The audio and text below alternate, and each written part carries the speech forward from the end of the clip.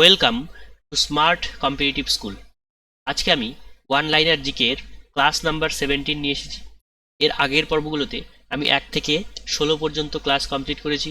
তোমরা যদি ভিডিওগুলিকে দেখে না থাকো তাহলে আমার প্লেলিস্ট থেকে সেই সমস্ত ভিডিওগুলিকে দেখে নেবে। তাহলে চলো আজকের যে নতুন প্রশ্নগুলো রয়েছে সেগুলো নিয়ে আলোচনা করা যাক। প্রথম প্রশ্ন কি বলেছে, পৃথিবীর কেন্দ্রস্থলে বস্তুর ওজন কত? পৃথিবীর কেন্দ্রে সবসময় বস্তুর ওজন কত হবে? ওজন হচ্ছে 0। তেঁতুলে কোন অ্যাসিড উপস্থিত থাকে? তেঁতুলে কোন অ্যাসিড উপস্থিত থাকে? এটা হচ্ছে টার্টারিক অ্যাসিড। শীতকালে কালো কাপড় পরিধান করা ভালো কেন? তার কারণ হচ্ছে কালো কাপড় তাপ শোষণ করার ক্ষমতা রাখে, তাহলে আমাদের দেহ গরম থাকবে। কোন পঞ্চবার্ষিকী পরিকল্পনার সময়কালে নীল বিপ্লব সংগঠিত হয়? নীল বিপ্লব সংগঠিত হয় 7ম পঞ্চবার্ষিকী পরিকল্পনার সময়কালে। এবার আইএফএসসি কোডে কতগুলো সংখ্যা থাকে? আইএফএসসি কোডে সংখ্যা থাকে মোট 11টি। এবার আইএফএসসি কোডের ফুল ফর্ম কি তোমরা কমেন্ট বক্সে কমেন্ট করে জানাও। কে ভারতের অরণ্য মানব নামে পরিচিত? অরণ্য মানব নামে পরিচিত যাদব পায়েং। ঠিক আছে, যাদব পায়েং। ইউনাইটেড নেশনসের নিরাপত্তা পরিষদের অস্থায়ী সদস্যের মেয়াদ কত? ইউনাইটেড নেশনসের যে অস্থায়ী সদস্য রয়েছে তাদের মেয়াদ হচ্ছে 2 বছর। ঠিক আছে। ওয়ার্ল্ড হেরিটেজ সাইট বিরূপাক্ষ মন্দির কোন রাজ্যে অবস্থিত? আচ্ছা, ওয়ার্ল্ড হেরিটেজ সাইট বিরূপাক্ষ মন্দির মানে বিরূপাক্ষ মন্দিরটা এটা হচ্ছে ওয়ার্ল্ড হেরিটেজ সাইটের মধ্যে পড়ে। তাহলে এটা কোন রাজ্যে রয়েছে?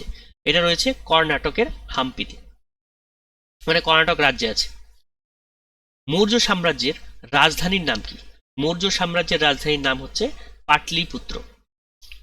ভারতীয় সংবিধানের 5ম তফসিলে কি উল্লেখ রয়েছে? 5ম তফসিলে কি উল্লেখ রয়েছে? বিভিন্ন তালিকাভুক্ত এলাকাগুলির শাসন ব্যবস্থা এবং বিধান এবং তার নিয়ন্ত্রণ। ঠিক আছে। ভারতীয় সংবিধানের 6ষ্ঠ তফসিলে কি উল্লেখ রয়েছে?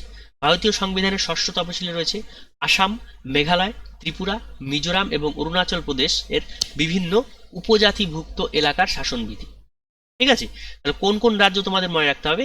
যে আসাম, মেঘালয়, ত্রিপুরা, মিজোরাম এবং অরুণাচল প্রদেশ এর যে বিভিন্ন উপজাতিভুক্ত এলাকা রয়েছে তাদের মধ্যে শাসনবিধি।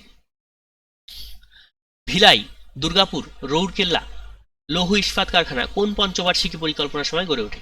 এটা হলো 2য় পঞ্চবার্ষিকী পরিকল্পনার সময় গড়ে ওঠে। অ্যাটমিক এনার্জি কমিশন কত সালে তৈরি হয়েছিল?